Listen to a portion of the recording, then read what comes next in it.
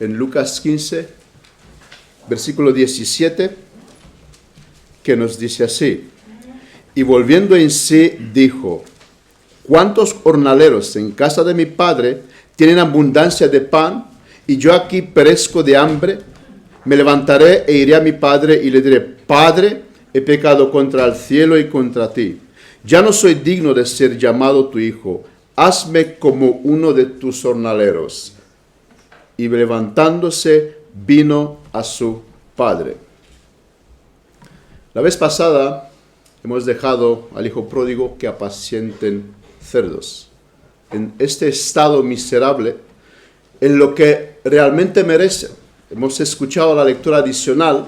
Es lo que merece el hombre, el castigo de Dios. Porque desde Adán, toda su descendencia es lo que sabe hacer. El hombre, dejado solo, no hace otra cosa que alejarse de Dios y arruinar su vida. ¿Por qué? ¿Por qué el mundo está como lo vemos nosotros hoy? ¿Por qué hay tanta maldad? ¿Por qué hay guerras? ¿Por qué hay hambre? ¿Por qué tantos abusos? El ateo nos dirá: ¿ves? Dios no existe. Si Dios existiese, cortaría todo eso. Detendría todo este mal. Y eso demuestra que Dios no existe. Pero eso no es así, para nada. Esto es como decir que las personas sucias y malolientes demuestra que no hay agua y jabón. ¡Qué absurdo! La parábola del hijo pródigo, entre muchas cosas, nos muestra que el mundo está como está. El desastre viene y surge porque el hombre se aleja de Dios. El hombre se aleja de Dios y llega en este estado miserable en cual vemos aquí al hijo pródigo. Así que, mi amigo ignorante ateo, si acaso escuchas esto, si estudiases un poco, encontrarías que el mal en el mundo no demuestra que Dios no exista. El mal en el mundo demuestra que el hombre se alejó de Dios. El hombre se ha ido muy lejos de Dios. De hecho, si todo el mundo sería cristiano, un cristiano verdadero, hay que hacer estas especificaciones, lamentablemente. El mundo sería muy diferente, pero muy diferente. No nos haría falta policía, no nos haría falta ejército, no nos harían falta tribunales, empresas de seguridad y muchas más cosas. Y aquí somos personas que desde pequeños hemos sido educados en el temor de Dios. ¿Y acaso no ha sido el temor de Dios que nos mantuvo lejos de cometer barbaridades, de cometer actos vergonzosos?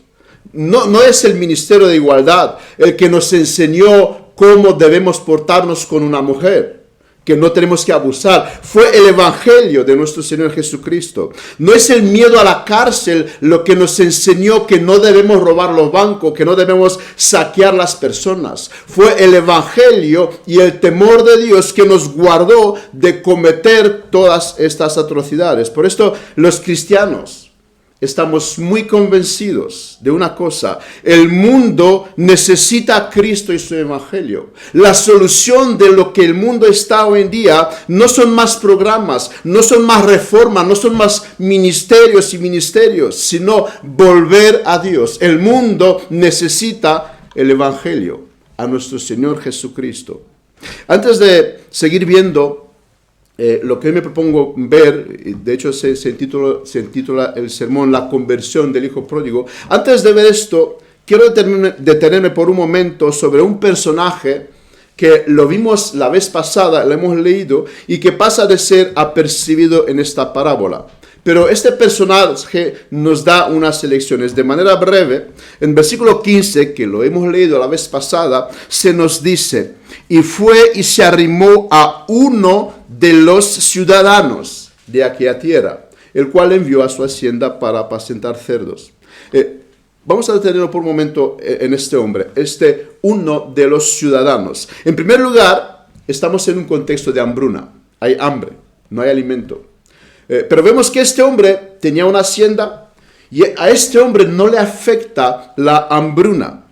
Es más, esta situación le ofrece mano barata de obra. A este hombre las cosas parece que le da igual. y no le van tan mal como al hijo pródigo. Encima le va bien. Y es así como hoy en día muchas personas viven. Como este hombre rico de esta parábola, como también el hombre rico de otra parábola que nuestro Señor nos enseña. Todo le van bien, están prosperando.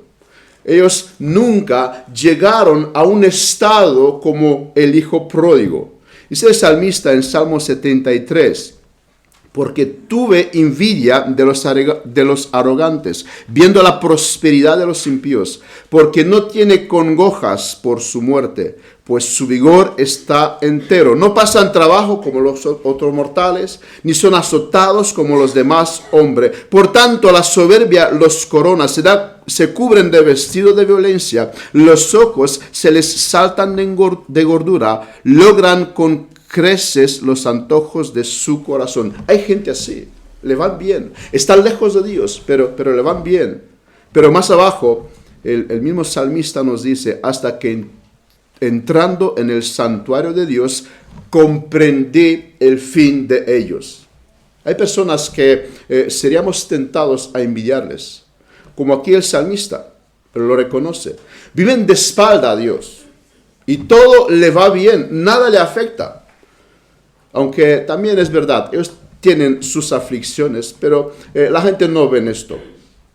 Pero ellos también tendrán un fin, nos dice el salmista. Y este fin es 1000 veces peor que el del hijo pródigo. El rico en el infierno deseaba una gota de agua. El hijo pródigo comer algo. No sé cuál tiene una necesidad más grande. El hijo pródigo pudo cambiar su situación. El rico en el infierno, jamás. Con lo cual, aunque somos tentados a envidiar a estas personas que viven de espalda a Dios, tendrán un fin muy terrible. Así que cuando miras a estas personas, no les tenga envidia. Proverbios 23, no tenga tu corazón envidia de los pecadores. Y en segundo lugar, decimos también la vez pasada que el cerdo, un animal inmundo, y el israelita tenía prohibido comer cerdos. Vemos que este hombre tenía un negocio de criar cerdos. Y no creo que eran para venderlos más tarde como mascotas. Encontramos también en Gadar otros israelitas que también hacían lo mismo. Es decir, este hombre no solo que no le importaba la ley de Dios, el sustento de su vida era ir en contra de esta ley y no le iba nada mal. No le iba nada mal. Y es así como son muchos hermanos hoy en día. No le importa la ley de Dios. Encima van contra todo lo que Dios enseña. Trabajan en casinos, en clubes, trabajan en tráfico de drogas, en Ministerio de Igualdad, en clínicas para abortar, y podría seguir con más ejemplos, y no le van nada mal. Es más, sus sueldos son mucho más grandes que los nuestros. Parece que nada les afecta. Y hay excepciones, y hay casos, y tenemos que reconocerlo, vemos en esta parábola, gente que le van bien viviendo de espalda a Dios, pero su vida un día terminará. Y ese fin sería el infierno. Y es 1000 veces mejor ser un hijo pródigo, llegar un día en bancarrota y volver a Dios, que ser uno de estos que acabarán en el infierno. Con esta introducción, con este paréntesis, vamos a seguir las consecuencias de nuestro hijo pródigo que hoy me propongo a estudiar, ver su vuelta a casa. Su vuelta a casa. El versículo 15, y me propongo a tener un sermón textual donde vamos a estudiar estos versículos que acabo de leer, versículo a versículo, deteniendo sobre cada aspecto que estos versículos nos transmite. Y con eso no pretendo agotar todo lo que se puede decir sobre estos versículos. Sin dinero, en medio de una hambruna, en un estado de miseria, es así como se encuentra el hombre que le dio espalda a Dios y se fue lejos. Debemos observar aquí la providencia de Dios en esta parábola. se le acabó el dinero. Pero justo cuando se le acaba el dinero, Dios trae una hambruna para que llegue a una situación donde no encuentre salida. Y así entender que lo único que le queda de hacer es volver a la casa de Dios. Por eso Dios, antes de obrar en la vida de una persona, antes de traerlo a la salvación, lo deja tocar fondo para que se dé cuenta, yo mismo no me puede ayudar, nadie me puede ayudar, para que se dé cuenta que solamente Dios es la única esperanza. Eso es la providencia de Dios. Dios actúa de esta manera. Deja al hombre caer hasta el pozo más profundo para luego intervenir y salvar a esta persona. Dios está detrás de cada conversión de cada persona. Él es el que orquestra todas las cosas. Nada es por casualidad. La hambruna no fue casualidad. Llegó justo en el momento cuando se quedó sin dinero. Este hombre podía invertir su fortuna, tener dinero y pasárselo bien y morir y nunca hubiera vuelto a la casa del Padre. Pero Dios hace que la fortuna se le acaba. Es más, viene también hambruna. Y el hijo pródigo realiza una cosa en esta situación. Aquí perezco de hambre. El hijo empieza a concientizar la muerte. Se da cuenta de esta terrible realidad. Por esto, cuando queremos compartir el evangelio con alguien, debemos tratar de hacerles ver el estado de peligro de muerte en cual se encuentra. Cuando el hombre concientiza el peligro de muerte es cuando va a empezar a buscar a Dios. Hasta entonces no lo van a hacer. Por esto le estaba diciendo a los hermanos que se han apuntado al evangelismo. Tenemos que sacar la ley, ver a esta persona, ponerla delante de la ley, que se vean culpables delante de Dios y condenados a la muerte eterna. Entonces va a buscar la solución. Hasta entonces no. Juan Bunyan nos relata esta realidad en su libro. El peregrino empieza a correr, empieza a buscar a Dios cuando cuando escucha que su ciudad va a ser quemada. Es entonces cuando empieza a emprender su viaje para salvar su vida, cuando ve el peligro de muerte. Porque el evangelio significa buenas nuevas, buenas noticias, pero estas buenas noticias siempre tienen que empezar con esta mala noticia: vas a morir. Pecador, vas a morir. Si el pecador no se da cuenta de esto, no correrá en los brazos de Cristo. Es como el médico con un enfermo. Si el médico no lo hace ver que el paciente tiene un cáncer terminal, no buscará la medicina. Pero cuando se da cuenta que está en peligro de muerte, entonces hará todo lo posible para conseguir esta medicina. No puedes decir que estás en los brazos del Padre si nunca nunca viste tu futuro en los brazos de las llamas del infierno. Porque al Padre corrieron aquellos que se vieron perdidos. Nos dice Lucas 19:10, porque el Hijo de Hombre vino a buscar y salvar lo que se había perdido. Por esto, todo pecador salvo empezó la puerta de entrar fue cuando se vio perdido, se vio en peligro de muerte. Versículo 17. Volviendo en sí, y quiero detenerme por un momento sobre estas importantes palabras. Vamos a ir por un momento, aunque solo por un momento, el versículo 32, porque necesito este versículo, aunque estamos todavía en el versículo 17. Al final el Padre afirma: porque tu hermano era muerto y ha revivido. El Padre afirma que lo que le ha pasado a este hijo cuando vuelve a casa es que él ha estado muerto, pero ahora ha revivido. Y es así como viene el hombre, como nace el hombre en esta tierra, muerto en un estado de muerte espiritual.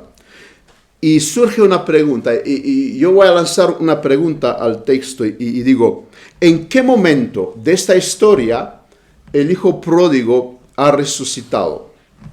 Cuando hubo la fiesta cuando el padre lo recibió en casa, cuando el padre lo recibió en sus brazos, cuando cayó sobre su cuello, lo abrazó, lo besó, o cuando empezó a hacer el viaje.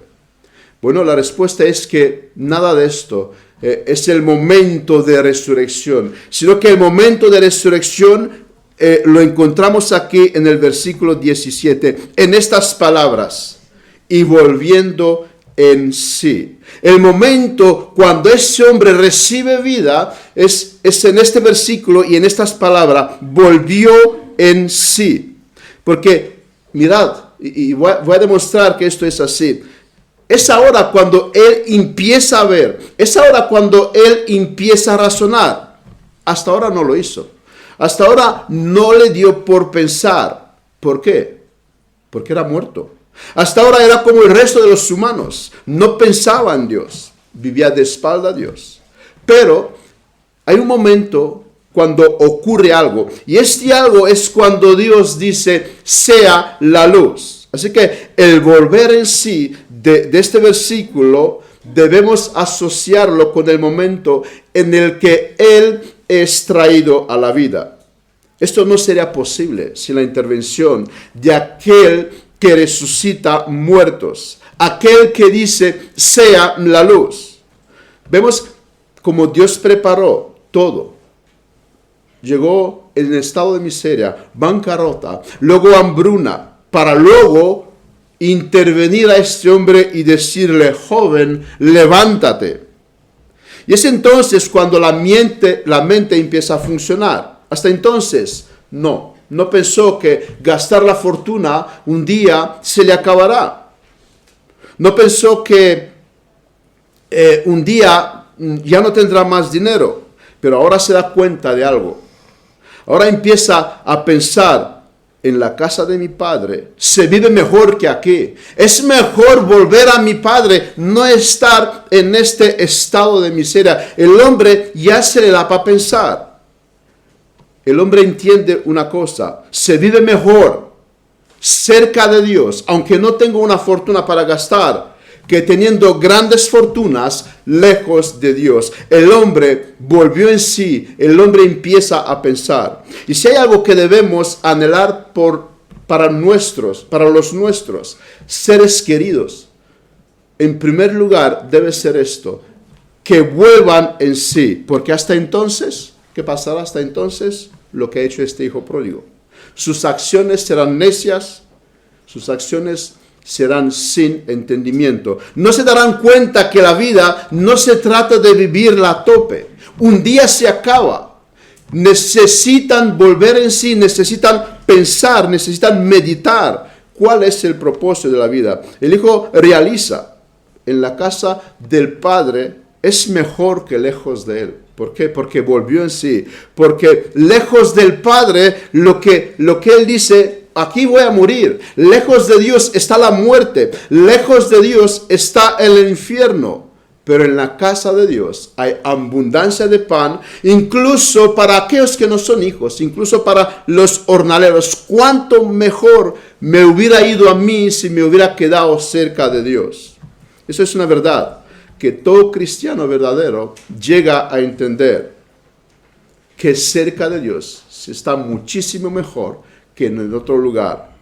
Pero por esto los mártires pudieron renunciar a sus vidas, porque entendieron, es mejor estar con Dios, que si tengo que dejar de vivir en esta tierra, lo voy a sufrir, lo voy a recibir, porque con Dios tengo todo. Fuera de Dios, lejos de Dios, está la muerte, está la miseria. La expresión volver en sí significa recobrar el conocimiento. Y cuando se fue, como que perdió el norte, pero ahora se detiene a pensar, ahora se detiene a analizar las cosas. Porque el cristianismo lejos de las imaginaciones de aquellos que nos critican, que nos acusan. El cristianismo te invita a pensar, te invita a analizar las cosas, a no tragarte los cuentos que existen a nuestro alrededor, porque el cristianismo no es cree y no escudriñas, todo lo contrario. Pero mientras no te detienes a pensar, mientras no te haces preguntas, quedarás lejos del Padre, quedarás en una ignorancia terrible, en una ignorancia total. Alguien no puede ser católico si detiene a estudiar las cosas, si se hacen preguntas que necesitan una respuesta. ¿Acaso no se necesita de una fe ciega para creer que este universo salió de la nada? ¿Acaso no se necesita de una gran ignorancia, decir que Dios no existe a pesar de que no hay pruebas? ¿Acaso no es una ignorancia absoluta creer que todo esto fue una explosión, de la nada aparece todo lo que vemos? Se necesita de mucha ignorancia y se necesita de no hacer preguntas. ¿Y qué diremos de la ideología de género en nuestros días? Esto ya es el colmo de las cosas. Uno tiene que dejar la mente en la entrada para abrazar esta ideología. Tienes que tirar la ciencia a la basura porque ya no sirve lo que la ciencia dice. Pero cuando haces preguntas, no puedes abrazar estas teorías, no puedes abrazar estas ideologías. La conversión abre la puerta al pensamiento. Piensa, ponte pregunta, hazte preguntas. Sal de las iglesias donde no se te permite hacer preguntas. Por esto, una de nuestra misión como cristiano es invitarle a las personas a pensar. Este era uno de los objetivos de Pablo. Leemos en Hechos 18, y discutía en la sinagoga todos los días de reposo y persuadía a judíos y a griegos. Y un poquito más abajo vemos a Apolo, se nos dice que con gran vehemencia refutaba públicamente a los judíos, demostrando por la Escritura que Jesús era el Cristo. Eso fue el labor también de los apóstoles. Con esto no estamos diciendo que está en nuestras manos resucitar a los muertos. Esta es la obra en exclusividad del Espíritu Santo. Nosotros no podemos cambiar las personas. Pero lo que sí decimos es lo que Pablo nos dice en 2 de Timoteo, capítulo 2, versículo 24. Porque el siervo del Señor no debe ser contencioso, sino amable para con todos, apto para enseñar, sufrido, y con mansedumbre corrijan a los que se oponen. Y aquí donde quería llegar, por si quizá Dios le concede que se arrepientan para conocer la verdad y escapen del lazo del diablo en el cual están cautivos a voluntad de Él. Dios es el que da el arrepentimiento, pero Él no lo hará en un contexto vacío. Él va a usar hombres, va a usar hombres como tú y como yo. El Evangelio le ha sido encargado a los hombres a llevarlos. Y esperamos que Dios, como dice aquí Pablo, les conceda el arrepentimiento. Nosotros tenemos que predicarle, tratar de convencerlo, pero siempre no olvidemos, la obra de salvación está en las manos de Dios. No pensemos que nosotros vamos a poder resucitar los muertos. Eso sí, somos mandados a predicarle a los muertos. Vimos a este hombre que él no se topó. Y aquí una enseñanza para todos nosotros. Él no se topó con algún misionero que le habló. Un hombre que venía de la casa de su padre y que le diga lo bien que se vive allí. Pero ¿qué fue lo que convirtió a esta persona? Bueno, él estuvo un tiempo en la casa del padre. Él tenía los recuerdos de aquel entonces. Y él un tiempo fue joven y ahora recuerda aquellos tiempos cuando estuvo cerca del Padre. Y con esto quiero decir que esto es el caso de muchos de los hijos de los cristianos. Un tiempo están cerca de Dios, los traemos a la iglesia, pero luego se alejan de Dios. Los que un día le hará volver a estas personas son los recuerdos que recibieron en la crianza cuando eran niños. Así que trabajemos arduamente los que somos padres para que si un día nuestros hijos se van, tengan estos recuerdos religiosos, estos recuerdos dignos de admirar. Este hombre empieza a recordar aquellos tiempos cuando estaba cerca del Padre. Es decir, sembremos ahora el Evangelio, porque más tarde vamos a recoger los frutos. El hijo pródigo tuvo la semilla del Evangelio cuando salió de su casa. Y fue esta lo que más tarde trajo los frutos. Así que madre que estás aquí, padre que estás aquí, si tu hija o tu hijo un día no quieran servir más a tu Dios, si tu hijo o tu hija un día se irá de tu casa, mi pregunta es, ¿con qué recuerdos se van a ir? ¿Qué recuerdos los acompañará? Cuando llegarán en los momentos difíciles, podrán darse cuenta que servir a Dios es mucho mejor. Y yo aquí, sigue diciendo el versículo, perezco de hambre. Una de las evidencias de la salvación es el hambre. Y no conozco mejor ejemplo que mi ejemplo. Cuando el Señor me trajo a la vida, empecé a devorar las Escrituras, los libros, los sermones. Llegaba a escuchar 7, 8 sermones en un día. Ese es el hambre que Dios produce en aquel que ha recibido vida. Necesita comer, como un bebé recién nacido llora por su leche y tiene que darle la leche, porque una de las señales de la salvación es el hambre. Quiero comer, quiero comer. Ayer estaba hablando con una persona, no lee la Escritura, pero no tienes hambre. Se considera cristiano, pero no lee las Escrituras. Versículo 18. Me levantaré e iré a mi padre, y le diré: Padre, he pecado contra el cielo y contra ti. Cuando recién abracé las doctrinas de la gracia y pensaba en esta parábola, no sabía qué decir respecto a esta parábola. Parece que aquí vemos que el hombre es el que hace todo. Me levantaré e iré y diré. Es el que toma la decisión de levantarse e irse. De hecho, este texto es uno de los textos preferidos por los arminianos a la hora de exponer el Evangelio a los inconversos. ¿Ves? Tú tienes que levantarte, tú tienes que irte. Pero eso no es así. Eso no es así. Porque la llave está en una observación muy importante. Y esa observación es que el versículo 18, que acabamos de leer, es después del versículo 17. Es muy importante observación. No sé si os habéis dado cuenta. Y el versículo 17 vimos que él volvió en sí. Y decimos que eso significa que él ha recibido vida, que él ha sido levantado de entre los muertos. El volver en sí no es otra cosa que un cambio obrado por Dios en su corazón. Así que la decisión de levantarse e irse a su Padre es una consecuencia de la salvación.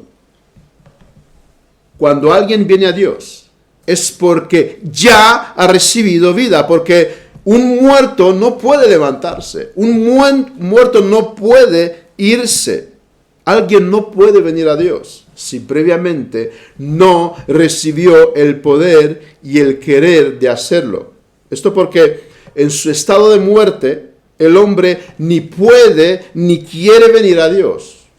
No hay ninguno, nos dice Pablo, que busque a Dios. Y también citando el Antiguo Testamento. La Escritura lo afirma claramente, Filipenses 2 con versículo 13, porque Dios es el que en vosotros produce así el querer como el hacer por su buena voluntad.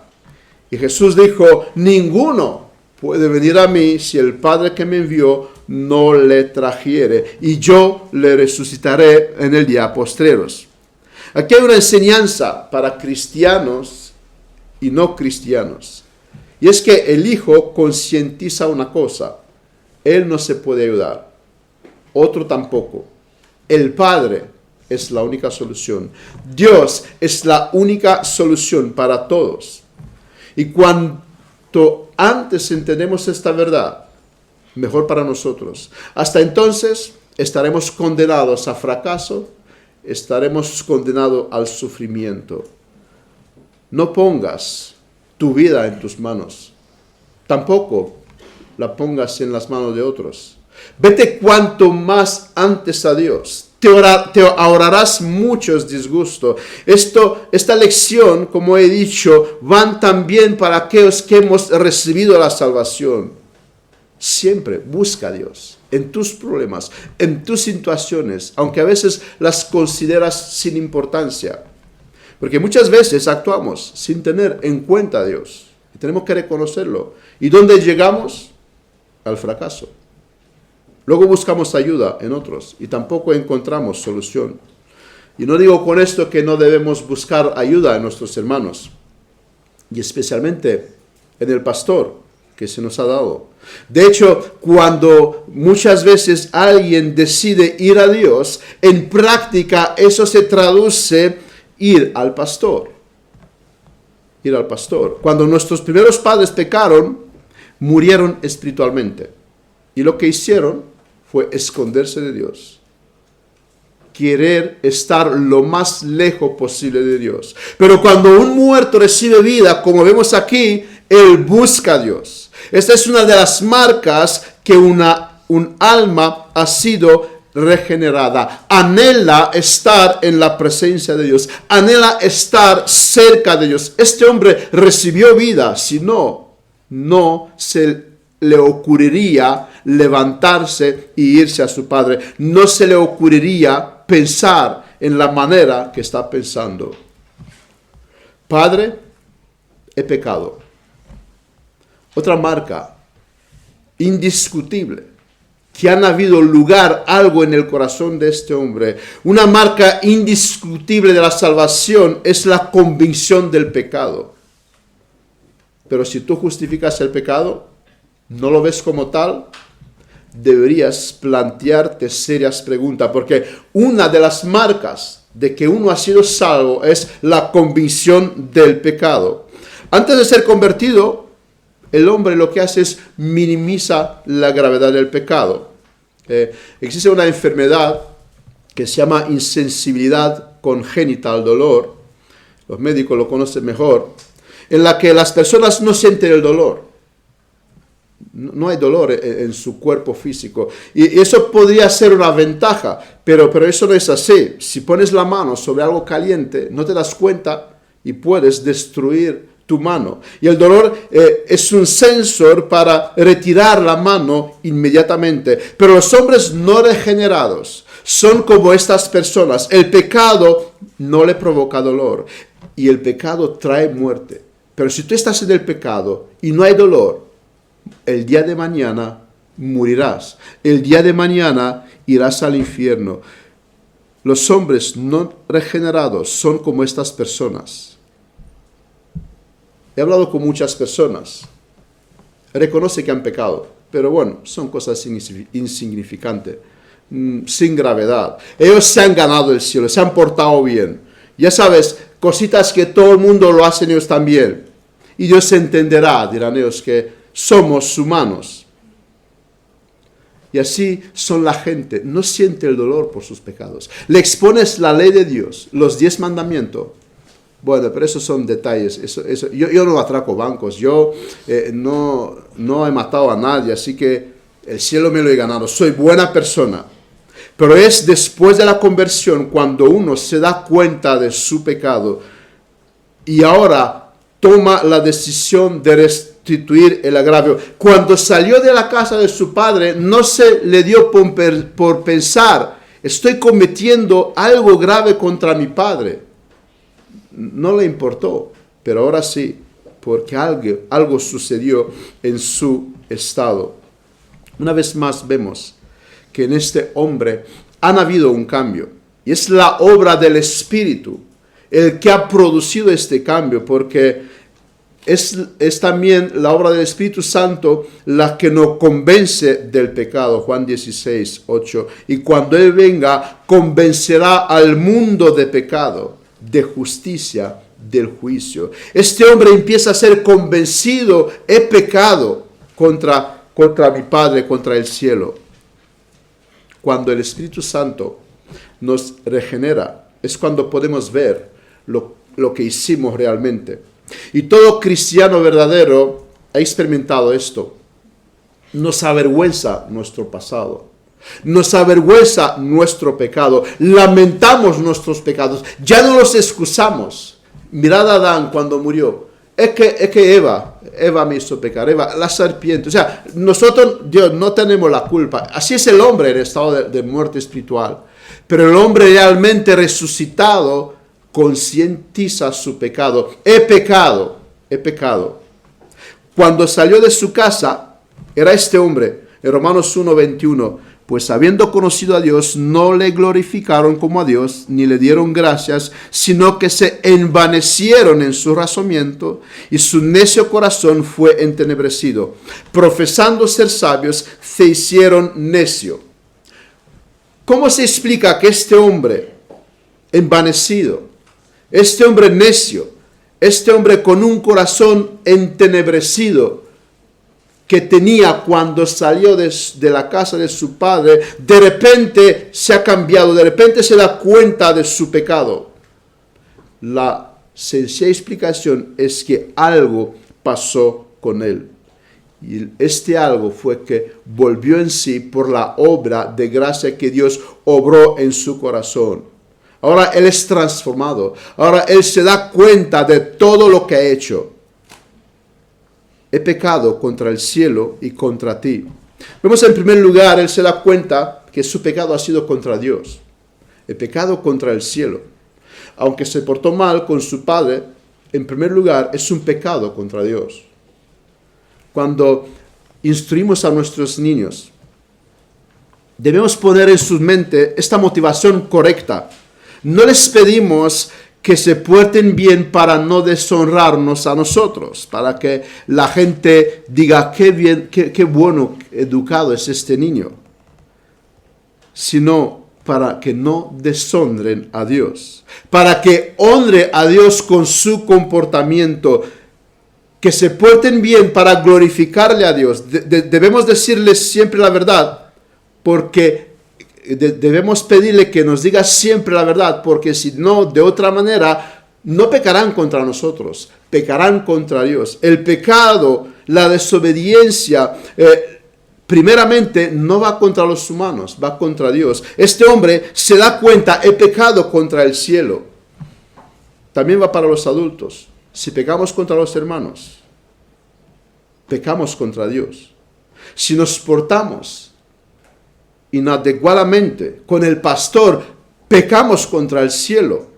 Y eso lo perdemos muchas veces de vista. Pensamos que, bueno, tú no eres quien para juzgarme. ¿De verdad?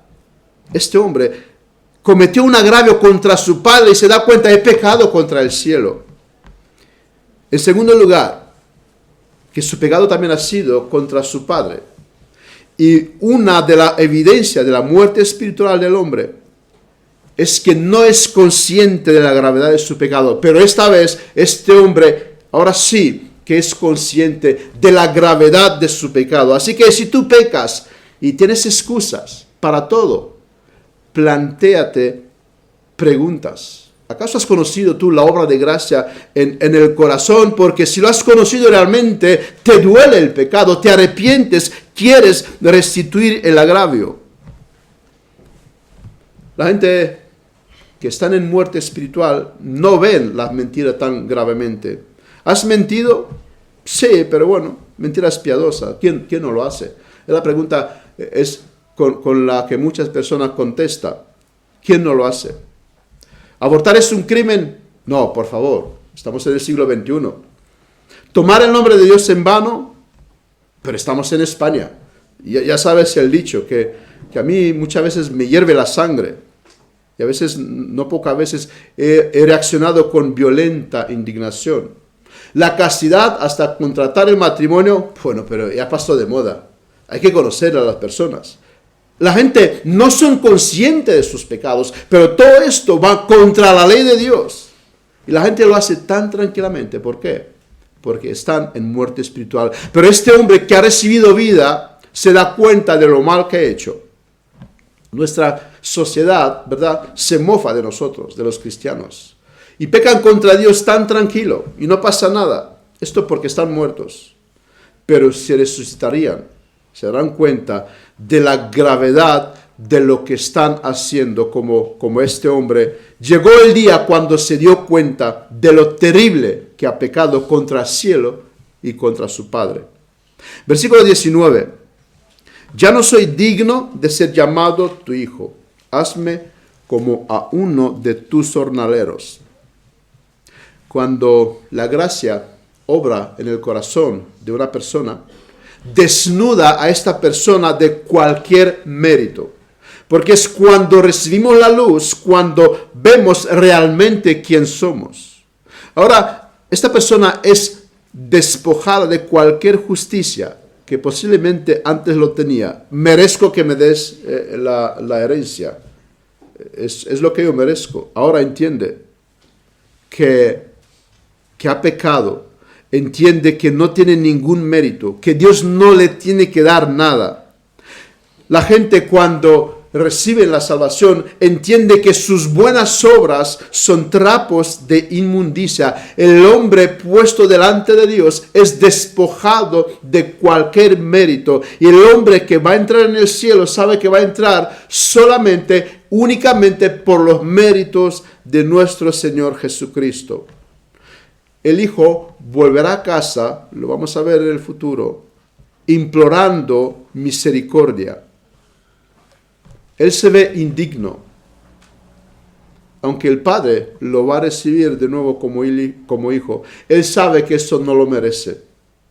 Después de la regeneración, el hombre tiene una perspectiva correcta de quién es Dios y quién es Él. Él exigirá, Padre, recíbeme para trabajar para ti. No como hijo, no. Como esta gente que te sirve por un sueldo. Porque no merezco que me tomes de nuevo como hijo tuyo. La caída destrozó al hombre. Mirad cómo describe Pablo el hombre. Que también es la descripción de este hombre cuando salió de la casa de su padre. Efesios 4:17. Esto pues digo y requiero en el Señor que ya no andéis como los gentiles, que andan en vanidad en su mente, teniendo el entendimiento entenebrecido, ajenos de la vida de Dios por la ignorancia que en ellos hay, por la dureza de su corazón, los cuales después que perdieron toda sensibilidad, se entregaron a la lascivia para cometer con avidez toda clase de impureza. Así estaba el hijo pródigo cuando salió de casa. Por esto, sin pensarlo mucho, actuó como actuó. Pero cuando las cosas cambian, cuando él es regenerado, un hombre que antes divagaba en su mente vana, pensando que lejos de Dios se vive mejor, ahora se da cuenta que se equivocó. Se da cuenta que es mejor vivir en la casa del Padre. Cuando tenía el entendimiento entenebrecido, gastó su fortuna. Ahora la única esperanza es que Dios lo reciba con misericordia. La única esperanza es el Padre, porque Dios recibe pecadores sin nada a cambio. Al Dios el Padre pueden llegar, y de hecho llegarán todos con las manos vacías. No trae nada a cambio para recibir el perdón de Dios. Antes se alejó de Dios, ahora busca su cercanía. Si hay algo que todo cristiano anhela, es esto: estar lo más cerca posible de Dios. Antes era un hombre ignorante, ahora tiene el verdadero conocimiento. Antes tenía un corazón duro, no tuvo en consideración a su padre cuando le pidió la herencia. Ahora concientiza su actuación. Antes no fue sensible, le dio igual el dolor que le había provocado a su padre. Ahora está dispuesto a pedir perdón. Antes se dedicó a la impureza, ahora quiere abandonar este estilo de vida. Hazme como uno de tus jornaleros. El hijo no pretende ser recibido de nuevo en su posición de hijo. El que realmente participa la obra de la gracia en su corazón no le pide a Dios nada.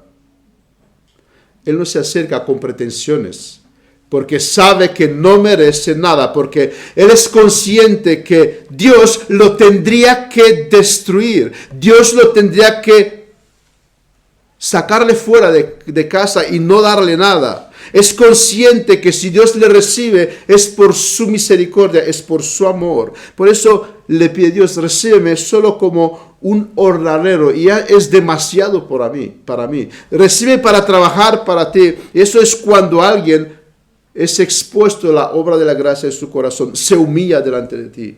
Y es así como nos tenemos que acercar tú y yo a Dios, conscientes de que no merecemos nada. Nosotros hemos sido este hijo pródigo. Si estamos hoy en la casa de Dios es porque Dios tuvo misericordia de nosotros. Observemos su actitud. Voy a trabajar. Me propongo a trabajar. No dice, bueno, yo soy hijo, Dios me perdonará, por eso es el Padre, y me tiene que dar de nuevo. Él es consciente de quién es su Padre. Pero esta vez no reclama sus derechos, sino se ofrece a servir. Padre, quiero servirte, déjame servirte, me ofrezco a trabajar por ti. Y el hombre en el cuyo corazón hubo lugar la obra de gracia, se dispone a trabajar para Dios. Él no va con pretensiones, él no va con exigencias. Fue cuando salió de su casa, cuando le dijo al Padre, dame la herencia, dame lo que merezco. El hombre cuando se aleja de Dios es cuando le pide a Dios. Por eso los hombres dicen, bueno, si Dios existe, ¿por qué no me da el uno y por qué no me da el otro? Porque tú no has entendido que Dios no está ahí para darte, sino que tú estás para glorificarle a Él. Pero cuando el hombre vuelva a Dios, ya no le pide nada a Dios, ya no quiere que Dios le dé más. Con darle la salvación, le ha dado mucho. Y levantándose, en el último versículo vino a su padre. De nuevo, ¿veis? Dirán los arminianos. Es el hombre que se levanta y es el hombre que viene a su padre. Pero creo que hemos dejado muy claro, esta acción suya es una consecuencia de su resurrección espiritual. Él no podría ser si no antes hubiera vuelto en sí, que hemos visto que significa que Dios dijo, sea la luz. Hemos visto en Ezequiel, en nuestra lectura de introducción, la lectura adicional, una profecía donde Dios anuncia la destrucción de los israelitas como castigo por sus pecados. Y muchas veces Dios castigó duramente a las naciones por esto. Y es lo que este hombre merecía, ser destruido. Dios muchas veces actuó de esta manera. Y tú y yo también tendríamos que haber sido destruidos por Dios.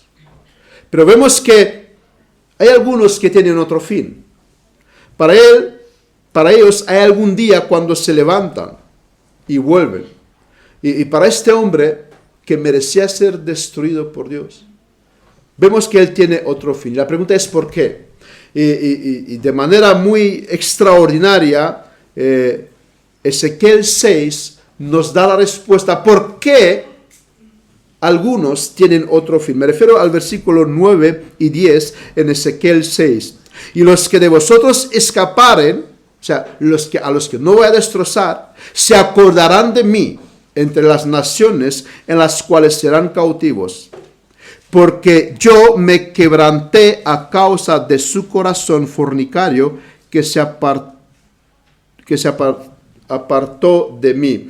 Aquí la traducción no nos ayuda mucho. De hecho, yo cuando preparaba ese sermón estaba usando la Biblia en rumano, que la traducción es diferente, y no solamente en romano, también hay otras traducciones que en vez de decir que Dios se quebrantó en su corazón, está diciendo aquellos a quienes yo haya quebrantado el corazón. Es decir, estas personas lejos que merecen castigo, un día yo, Dios, le voy a quebrantar el corazón. Y así se avergonzarán de sí mismo, dice más adelante el texto, y volverán y sabrán que yo soy Jehová. ¿Qué nos está transmitiendo aquí Ezequiel?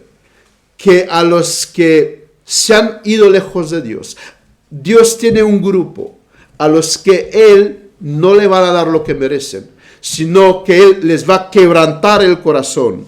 Y se acordarán de Dios y volverán a Dios y sabrán que yo soy Jehová. Y este versículo es la clave de lo que había pasado con este hijo pródigo.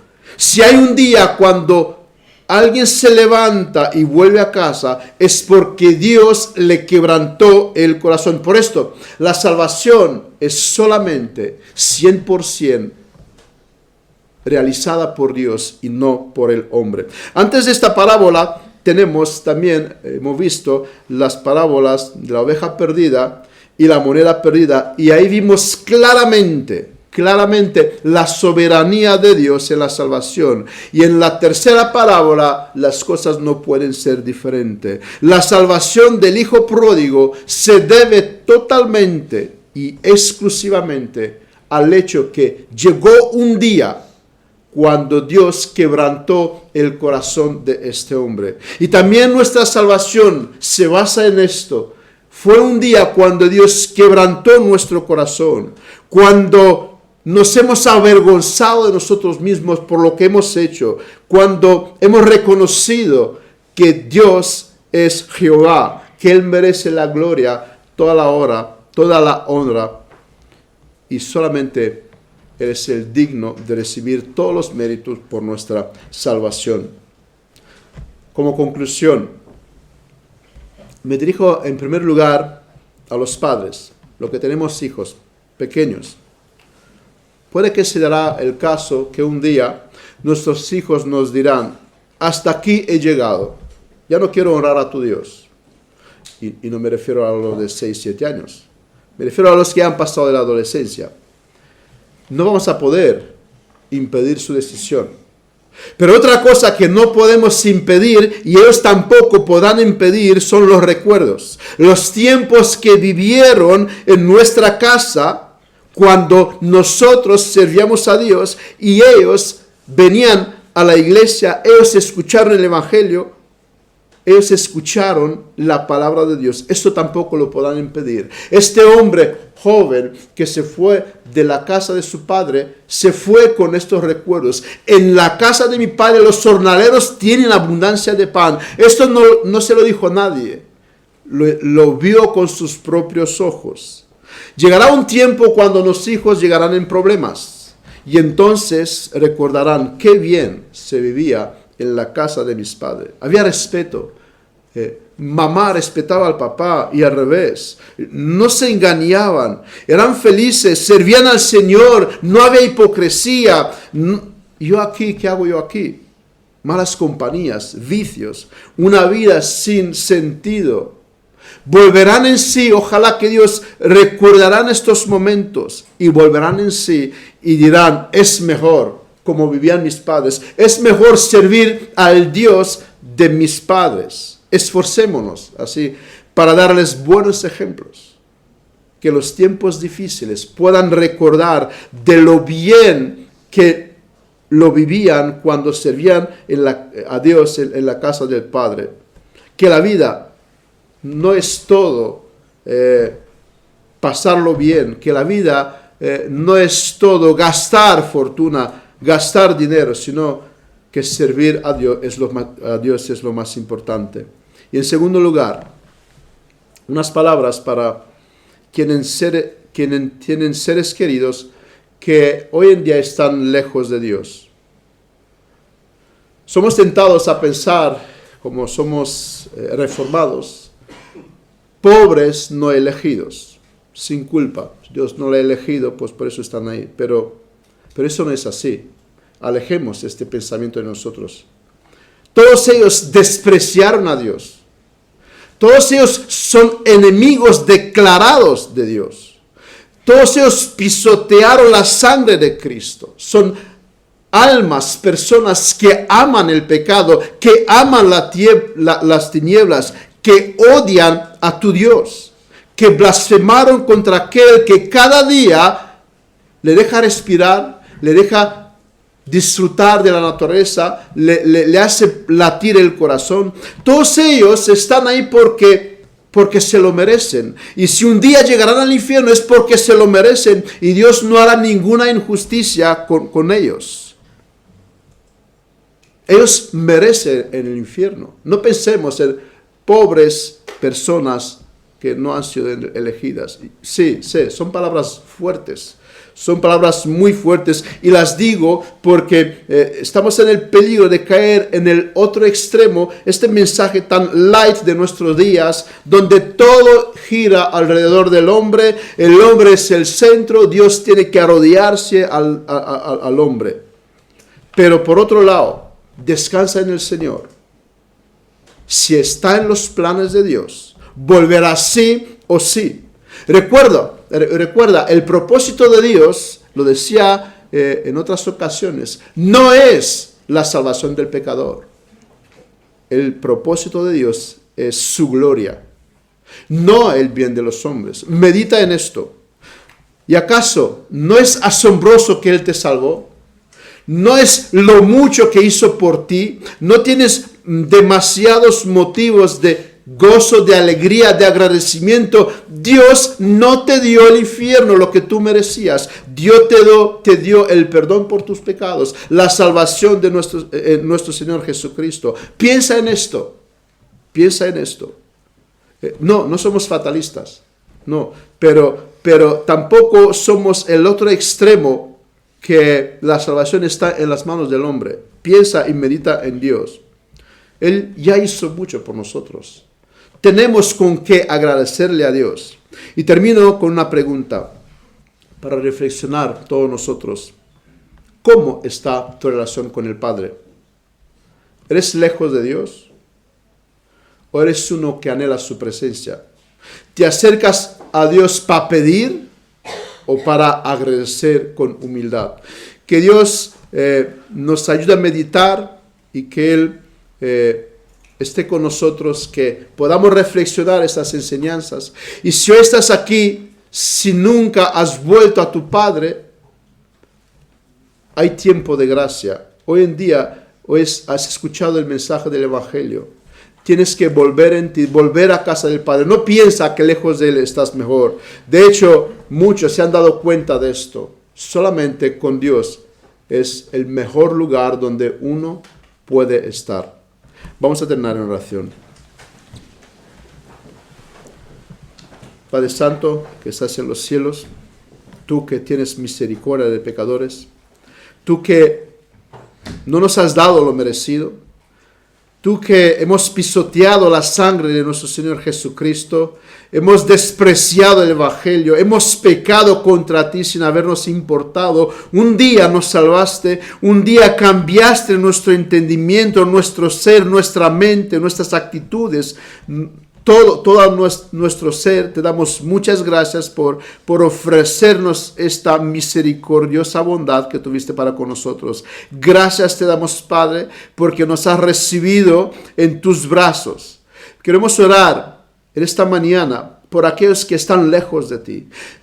Abra sus entendimientos, que entiendan que lejos de ti está la destrucción, que lejos de ti está la muerte, que lejos de ti está el infierno, que hoy recapacite, que hoy puedan abrir sus ojos, abrir sus oídos, que el Evangelio penetre en sus corazones, que puedan entender la gravedad de sus pecados, que no es cosa ligera haber pecado contra Dios, un Dios celoso, un Dios que es fuego consumidor, un Dios que castiga el pecado una eternidad en un lugar como el lago de fuego, como el infierno. Señor, ayúdanos a meditar en tu misericordia, en tu bondad. Y gracias te damos porque hoy, una vez más, el Evangelio se nos ha sido recordado. Gracias te damos porque una vez más, hoy tuvimos un día cuando la gracia sigue existiendo en estas tierras. Tu Evangelio es predicado con poder. Gracias te damos porque tú nos has recordado quién somos, de dónde venimos y a dónde vamos.